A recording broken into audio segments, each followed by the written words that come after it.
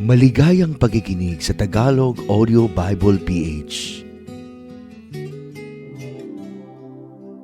Mateo Kapitulo 8. At nang siya'y bumaba mula sa bundok, ay sinundan siya ng lubhang maraming tao.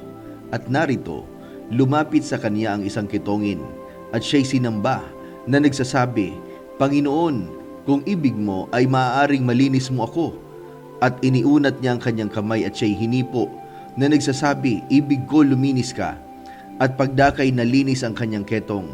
At sinabi sa kanya ni Jesus, "Ingatan mong huwag sabihin kanino man, kundi humayo ka, magpakita ka sa saserdote at ihandog mo ang alay na ipinag-uutos ni Moises bilang patotoo sa kanila."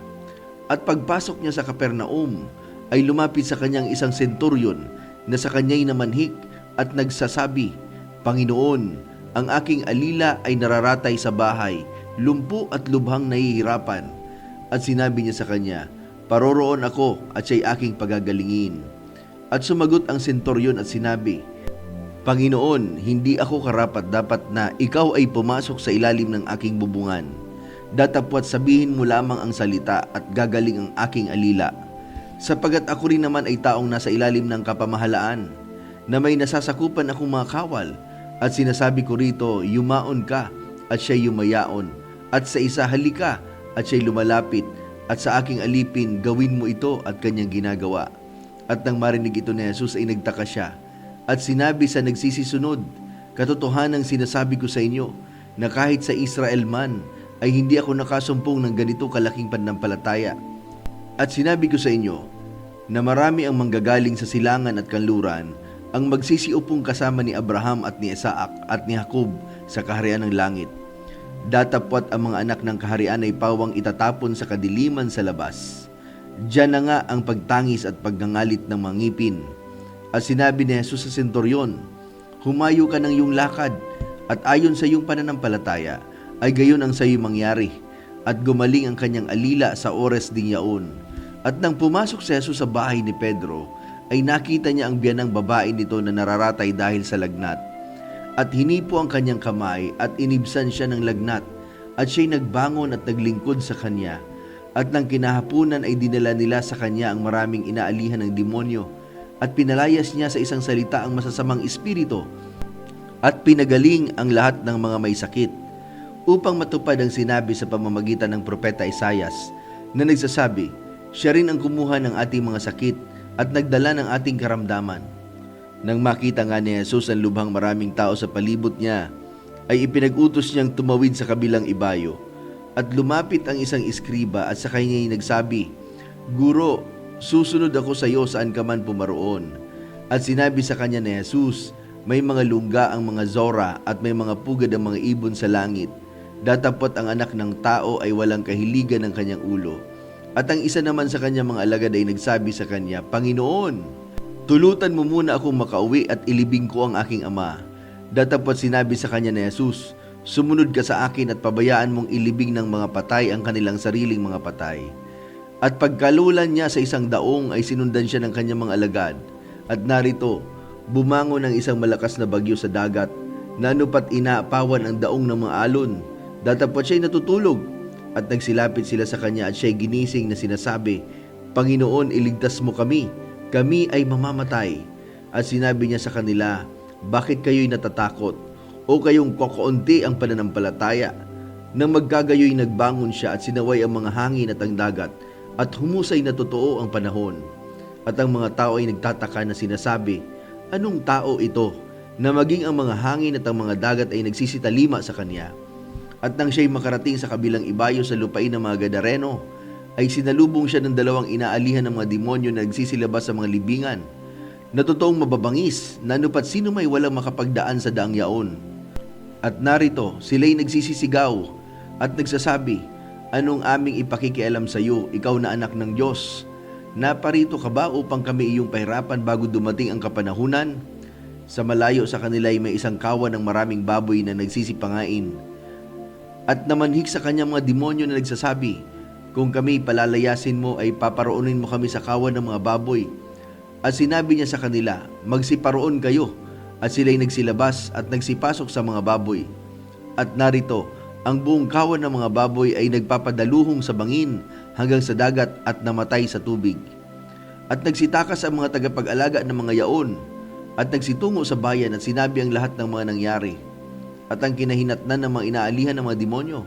At narito, lumabas ang buong bayan upang sumalubong kay Jesus, at pagkakita nila sa kanya ay pinamanhikan siyang umalis sa kanilang mga hangganan. Mateo Kapitulo 9. At lumulan siya sa isang daong at tumawid at dumating sa kanyang sariling bayan. At narito, dinala nila sa kanya ang isang lumpo na nakahiga sa isang higaan. At nang makita ni Jesus ang kanilang pananampalataya ay sinabi sa lumpo, "Anak, lakasan mo ang iyong loob, ang iyong mga kasalanan ay pinatatawad na." At narito, ang ilan sa mga eskriba ay nagsasabi sa kanilang sarili, "Ang taong ito'y namumusong." At pagkaunawa ni Jesus ng kanilang mga isipan, ay sinabi, "Bakit nag-iisip kayo ng masama sa inyong mga puso? Sapagkat alin ba ang lalong magaang sabihin, ipinatatawad na ang iyong mga kasalanan, o sabihing magtindig ka at lumakad ka? Datapat upang maalaman ninyo na ang anak ng tao ay may kapamahalaan sa lupa na magpatawad ng mga kasalanan." Sinabi niya nga sa lumpo, "Magtindig ka, buhatin mo ang iyong higaan at umuwi ka sa iyong bahay." At tumindig siya at umuwi sa kanyang bahay. Datapwat nang makita ito ng karamihan ay natakot sila at kanilang niluwalhati ang Diyos na nagbigay ng gayong kapamahalaan sa mga tao. At pagdaan doon ni Jesus ay nakita niya ang isang tao na kung tawagi Mateo na nakaupo sa paningilan ng buwis, at sinabi niya sa kanya, "Sumunod ka sa akin." At siya'y tumindig at sumunod sa kanya. At nangyari na nang nakaupo siya sa pagkain sa bahay, narito ang maraming maniningil na buwis at mga makasalanan ay nagsirating at nagsiupong kasalo ni Jesus at ng kanyang mga alagad. Nang makita ito ng mga Fariseo, ay sinabi nila sa kanilang mga alagad, "Bakit sumasalo ang inyong guro sa mga maniningil ng buwis at mga makasalanan?" Datapwat nang ito'y marinig niya ay kanyang sinabi, "Ang mga walang sakit ay hindi nangangailangan ng manggagamot, kundi ang mga may sakit. Datapwat magsihayo kayo at inyong pag-aralan kung ano ang kahulugan nito. Habag ang ibig ko at hindi hain, sapagkat hindi ako naparito upang tumawag ng mga matuwid, kundi ng mga makasalanan." Na magkagayoy, nagsilapit sa kanya ang mga alagad ni Juan na nagsasabi, "Bakit kami at ang mga Fariseo ay nag-aayunong madalas? Datapat hindi nag-aayuno ang mga alagad mo." At sinabi sa kanila ni Jesus, "Mangyayari bang magluksa ang mga abay sa kasalan, samantalang ang kasintahang lalaki ay kasama nila? Datapat darating ang mga araw na ang kasintahang lalaki ay aalisin sa kanila, at kung magkagayoy mag-aayuno sila. At sino may hindi nagtatagpi ng bagong kayo sa damit na luma, sapagat ang tagpi ay bumabatak sa damit at lalong lumalala ang punit. Hindi rin nagsisilid ng bagong alak sa mga balat na luma, sa ibang paraan ay nagpuputok ang mga balat at natatapon ang alak at nasisira ang mga balat, kundi isinisilid ang bagong alak sa mga bagong balat at kapwa nagsisitagal." Samantalang sinasalita niya ang mga bagay na ito sa kanila, narito, dumating ang isang pinuno at siya'y sinamba, na nagsabi, "Kamamatay pa lamang ng aking anak na babae. Datapwat halina at ipatong mo ang iyong kamay sa kanya at siya'y mabubuhay." At si Jesus ay nagtindig at sumama sa kanya, pati ang kanyang mga alagad. At narito isang babaeng inaagasang may 12 taon na, ay lumapit sa kanyang likuran at hinipo ang laylayan ng kanyang damit, sapagkat sinabi niya sa kanyang kalooban, "Kung mahipo ko man lamang ang kanyang damit ay gagaling ako." Datapwat paglingon ni Jesus at pagkakita sa kanya ay sinabi, "Anak, laksan mo ang iyong loob, pinagaling ka ng iyong pananampalataya." At gumaling ang babae mula sa oras na yaon. At nang pumasok si Jesus sa bahay ng pinuno at makita ang mga tumutugtog ng mga plauta at ang mga taong nagkakagulo, ay sinabi niya, "Magparaan kayo, sapagkat hindi patay ang dalaga, kundi natutulog."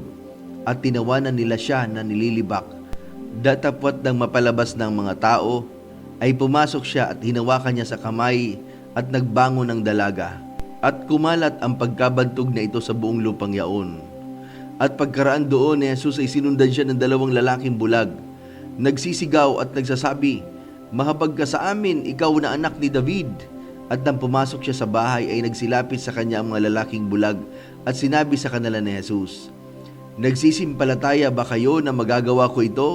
Sinabi nila sa kanya, "Oo, Panginoon," na magkagayoy kanyang hinipo ang mga mata nila, na sinasabi, "Alinsunod sa inyong pananampalataya ay siyang mangyari sa inyo."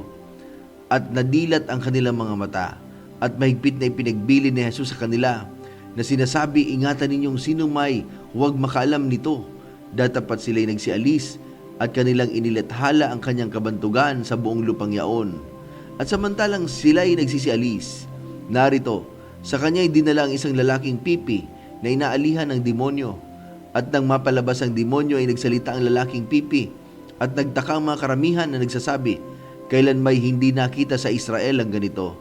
Datapat sinabi ng mga Pariseo, sa pamamagitan ng prinsipe ng mga demonyo ay nagpapalabas siya ng mga demonyo. At nililibot ni Jesus ang lahat ng mga bayan at mga nayon na nagtuturo sa mga sinagoga nila at pinapangaral ang ebanghelyo ng kaharian at pinagagaling ang sari-saring sakit at mga sari-saring karamdaman.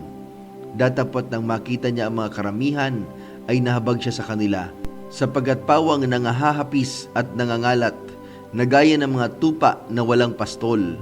Nang magkagayoy, sinabi niya sa kanyang mga alagad, "Katotohanay ang aanihin ay marami, datapwat kakaunti ang mga manggagawa. Idalangin nga ninyo sa Panginoon ng aanihin na magpadala siya ng mga manggagawa sa kanyang aanihin."